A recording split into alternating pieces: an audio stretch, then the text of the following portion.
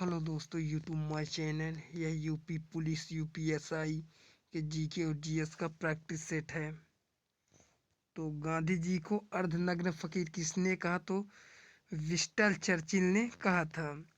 टैगोर को गुरुदेव का नाम किसने दिया? तो महात्मा गांधी ने दिया। महात्मा गांधी को महात्मा किसने कहा? तो रविंद्रनाथ टैगोर ने कहा था। ये वीडियो अच्छी लगी तो हमारे चैनल को लाइक और सब्सक्राइब तो कर ही लेना। गांधी जी को राजनीतिक गुरु किसने कहा था? तो गोपाल कृष्ण गोखले ने कहा। आधुनिक गांधी के रूप में किसे जाना जाता है? बाबा आमटे को। श्रीलंका के गांधी के रूप में जाना जाता है तो एसटी अरिया राटने। और अमेरिकन गांधी के रूप में मार्टिन लूथर किंग को जाना जाता है। वर्मी गांधी के रूप में जनरल आंग सांग को। अफ्रीका गांधी के रूप में किसे जाना जाता है? तो केंत गौड़ा को। दक्षिण अफ्रीका के गांधी के रूप में लेंसन मंडेला को। खालसा पंथ की स्थापना गुरु गोविंद ने की थी।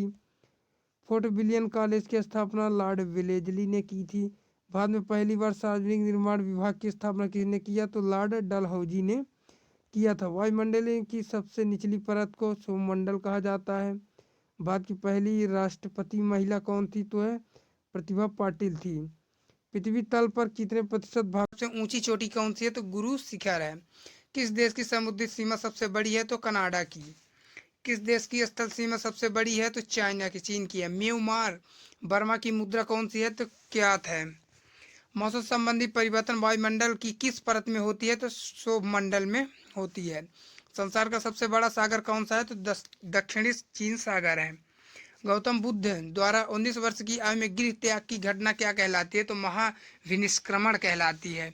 भारत में पंचवर्षीय योजना का अनुमोदन करने वाला सर्वोच्च निकाय कौन सा है? तो राष्ट्रीय विकास परिषद है। भारत के किस राज्य की सीमा चीन, नेपाल और भूटान में मिलती है? तो सिक्किम की।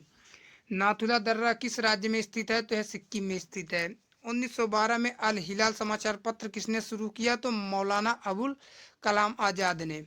महान चिकित्सक चरक किसके दरबार में थे? तो यह कनिष्क के थे। बाद में मेट्रो पुरुष कौन कहलाते हैं? तो श्रीधरन।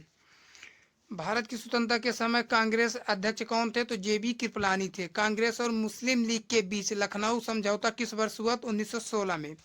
पानीपत का तीसरा युद्ध किनके बीच हुआ? तो मराठों और अहमद शाह। राजस्थान में स्थित है। कान्हा राष्ट्रीय पार्क भारत के किस राज्य में स्थित है? तो यह मध्य प्रदेश में स्थित है। पेंच राष्ट्रीय पार्क भारत के किस राज्य में स्थित है? तो यह मध्य प्रदेश में स्थित है। नामदफा राष्ट्रीय पार्क भारत के किस राज्य में स्थित है? तो यह अरुणाचल प्रदेश में स्थित है। सुल्तानपुर राष्ट्रीय पार्क भारत के किस राज्य में स्थित है? तो यह हरियाणा में स्थित है। कलेसर राष्ट्रीय पार्क भारत के किस राज्य में स्थित है? तो यह भी हरियाणा में स्थित है। दुधवा राष्ट्रीय उद्यान पार्क भारत के किस राज्य में स्थित है? तो यह उत्तर प्रदेश में है। बेतला राष्ट्रीय पार्क भारत के किस राज्य में है? तो यह झारखंड में स्थित है। यदि वीडियो अच्छी लगी तो हमारे चैनल को सब्सक्राइब कर लेना। सिरोही राष्ट्रीय पार्क भारत के किस राज्य में स्थित है? तो यह मणिपुर में। खांचनजोंगा राष्ट्रीय पार्क भारत के किस राज्य में स्थित है? तो यह सिक्किम में स्थित है। क्लाउडेड राष्ट्रीय पार्क भारत के किस राज्य में है? तो यह त्रिपुरा में है। गल्फ ऑफ मन्नार राष्ट्रीय पार्क भारत के किस राज्य में स्थित है? तो यह तमिलनाडु में।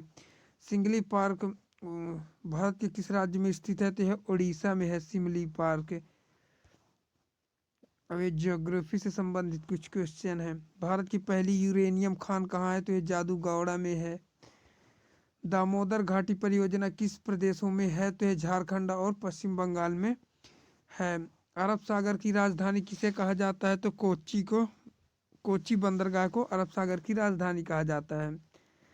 पश्चिम बंगाल का कूच बिहार किस लिए प्रसिद्ध है? तो यह सिल्क उद्योग के लिए प्रसिद्ध है। भारत बांग्लादेश के बीच सीमा पर फरक्का बांध परियोजना किस नदी पर है? तो यह गंगा पर है। एशिया का सबसे बड़ा ट्यूलिप बाग किस राज्य में स्थित है? तो यह जम्मू कश्मीर में स्थित है। आज़ादी के बाद पहली भारत 2011 में सामाजिक आर्थिक व जाति जनगणना किस राज्य से शुरू हुई थी? तो यह त्रिपुरा से शुरू हुई थी। भारत की अधिकतर खनिज खदानें किस राज्य में स्थित है? तो यह मध्य प्रदेश में स्थित है। राष्ट्रीय बीज अनुसंधान और प्रशिक्षण केंद्र किस स्थान पर स्थित है? तो यह वाराणसी में स्थित है। चंदन श्रेणी किस राज्य में स्थित है? तो यह राजस्थान में। राष्ट्रीय बीज अनुसंधान और प्रशिक्षण केंद्र किस राज्य पर स्थित है? तो वाराणसी में स्थित है।